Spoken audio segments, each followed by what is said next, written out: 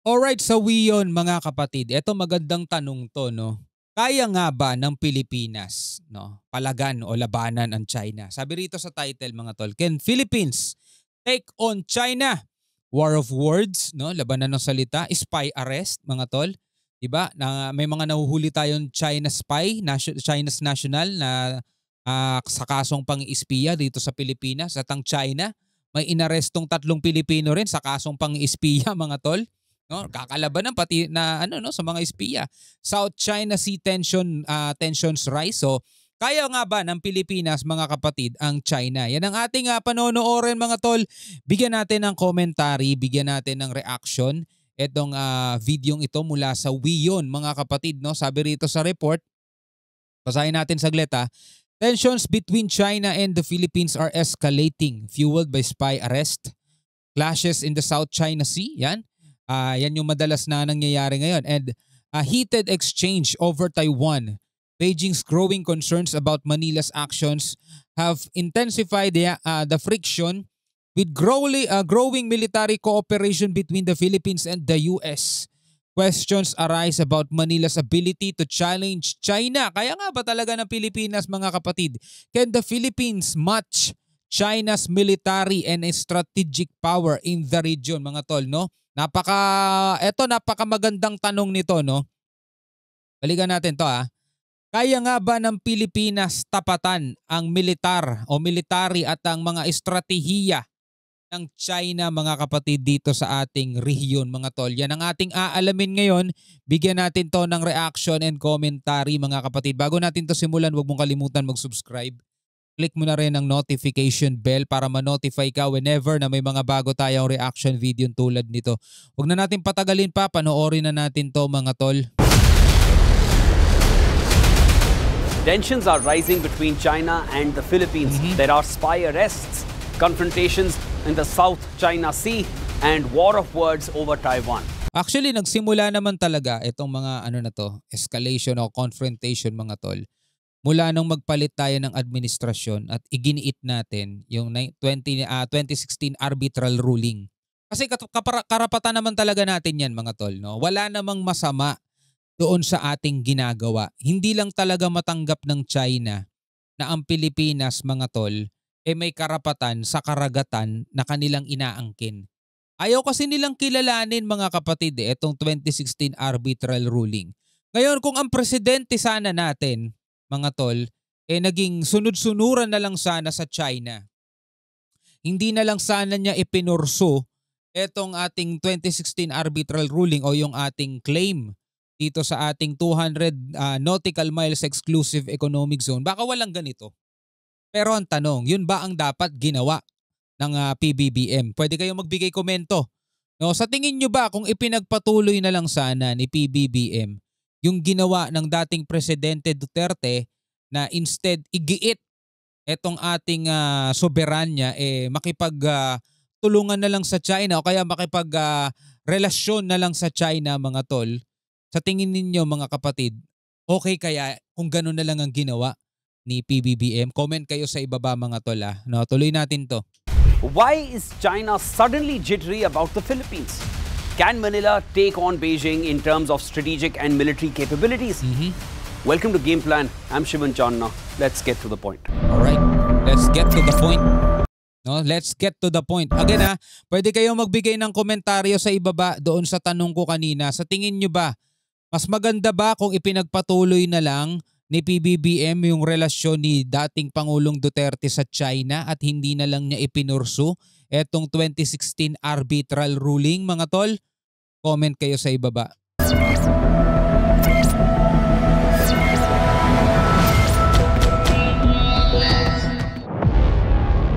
New confrontations. It's just the beginning of April and already there have been several confrontations between China and the Philippines.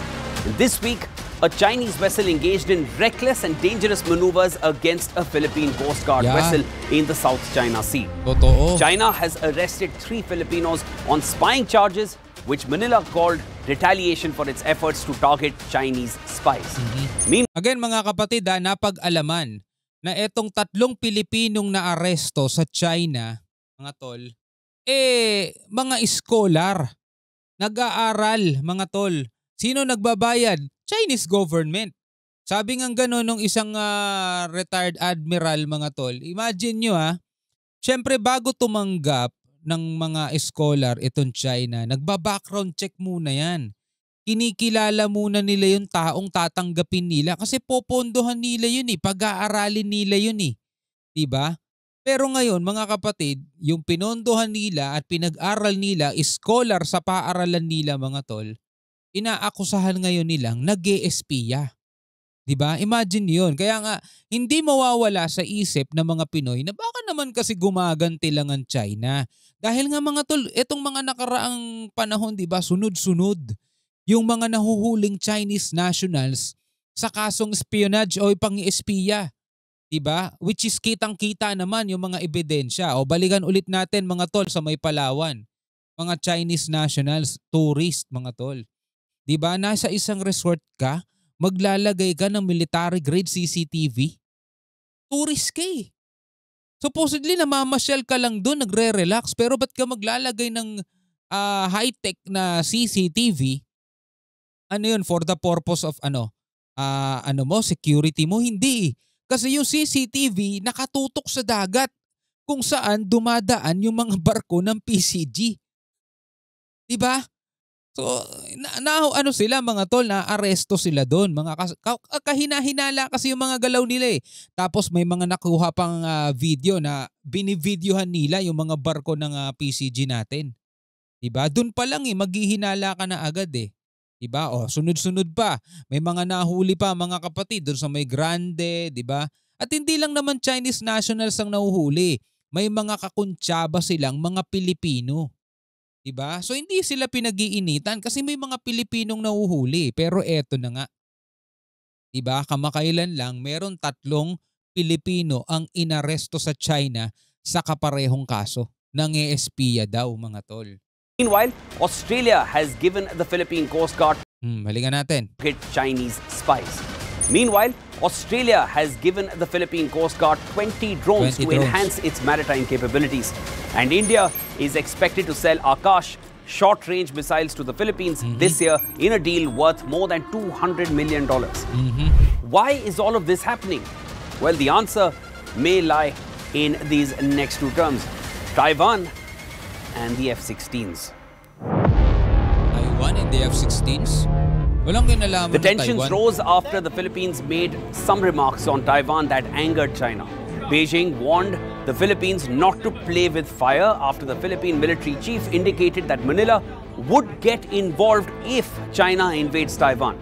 Hindi lang kasi nauunawaan ng China yan. 'Di ba? Masyado silang nagbibigay ng konklusyon. Kailangan maghanda ng ating mga kasundaluhan. Ito nilinaw na to ng AFP natin pero for the sake of our new viewers na baka hindi nalalaman to, nagsalita ang AFP Chief General Romeo Bronner na kapag ang China in-invade ang Taiwan, magiging involved ang Pilipinas. Bakit? Kasi nga meron tayo diyang nasa 250,000 OFWs mga tol na kailangang ilikas ng Pilipinas para hindi sila madamay o maipit kung sakasakali mang sumiklab ang kaguluhan doon. Hindi naman natin pwedeng pabayaan yun Kababayan natin yun kalahi natin yun mga tol. Siyempre yung mga kasundaluhan, sila ang mangunguna, gagamiting kasangkapan ng ating gobyerno para ilikas yung ating mga kababayan. So normal magiging involved ang Pilipinas mga tol, pero hindi sa pakikipaggera. Not unless, nilinaw din yan ng palasyo, not unless idadamay tayo ng China. So nasa China ulit ang bola mga tol. Kung hahayaan nila ang Pilipinas o wag niyong gagalawin ng Pilipinas, hayaan niyo silang ilikas nila yung mga kababayan nila, mag-focus kayo sa Taiwan. Kung gagawin ng China yon, edi wala tayong pakialam sa kanila. Diba? Pero kung ang gagawin ng China, may mga dumarating na mga sundalong Pilipino, wag silang papasukin. Diba? Tirahin niyo yung mga barko nila. Yari, damay talaga. Nasa sa kanila yon mga tol, diba?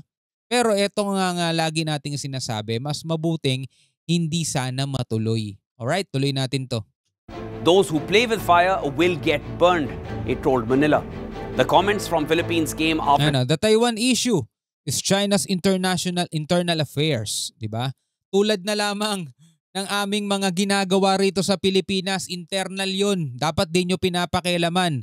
Diba? Paglalagay ng Typhoon missile, balak na pagbili ng mga assets, balak na pagbili ng F-16, karapatan ng Pilipinas na palakasin ang aming hukbo. Wala rin kayo dapat karapatan makialam. Diba? Pareho lang. Dito naman, hindi tayo nangingialam sa internal affairs nila. Ang pinapakialaman natin is yung kaligtasan ng ating mga kababayan. Yun ang sinasabi ng ating gobyerno. Diba? Sila rin mismo nagpapalala, mga tol eh.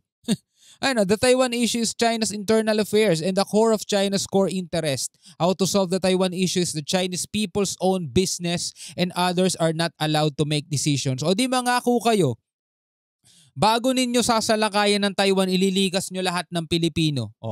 Di wala sana tayong problema, di ba? Tuloy natin.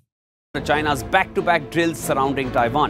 But the Chinese anger might have been misplaced as the Philippine Army Chief's comments came more in the context of overseas Filipino workers or OFWs.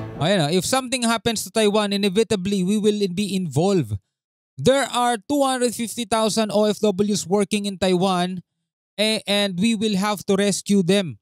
And it will be the task of the NOLCOM to be at the front line at that operation, Sabing gano'n ni Romeo Bronner, mga tol, Philippine Armed Forces Chief. Eto, kalimbawa na lang ito, pinapakialaman ng China to. Kanina sabi niya internal affairs daw ng People's Republic of China ang problema sa Taiwan. Pero yung F-16 deal natin, mga tol, pinapakialaman nila. Now, the Chinese are also angry after the US approved the sale of 20 F-16 fighter jets worth $5.58 billion to the Philippines. Kakasabi lang, China is also angry. Galit ang China, mga kapatid, dito sa F-16 deal na to. $1 billion to the Philippines. The US described the sale as part of supporting the security and foreign policy concerns of the US by improving the capability of a strategic partner. But the US State Department said that Philippines is an important force for political stability in Southeast Asia. China warned that this cooperation must not undermine regional peace and security. The Philippines sought to cool the nerves in Beijing, saying that the F-16 purchase was not intended to harm any third nation. It said the sale is only a part of Manila's efforts to modernize its own military. Tama. China's provocative drills. China's back-to-back military exercises around Taiwan included long-range live-fire drills in the East China Sea by aircraft carriers, fighter jets and the Coast Guard. China conducted precision strike tests on ports and energy facilities, which came after strong pro-independence stance of Taiwan's President Lai Ching-te. Philippines versus China's ongoing tensions. Ito. Again, mga tol, wala tayong interest doon sa labanan ng Taiwan at saka ng China. Wala tayong pakialam doon sa problema nila. Ang sa atin is yung ating mga kababayan na posibleng maipit doon. The news of the sale of F-16s to Philippines came amid tensions in South China Sea between the Philippines and China. The South China Sea tensions are mainly about fishing rights, with Chinese Coast Guard often harassing Filipino fishermen in disputed shoals. Yeah. The long-standing military cooperation between the Philippines and the US has been re-energized in the past couple of years, something China has not been pleased about. The Philippines is also engaged in talks for defense deals with other countries, including for more BrahMos missile systems from India. Wala kailangan talaga Sino ba namang bansang hindi nagde-develop ng kanilang mga kasundaluhan? Sige nga, kaya ba ng China magbigay ng isang bansa na hindi nagde-develop ng kanilang military na nahaharap sa isang threat?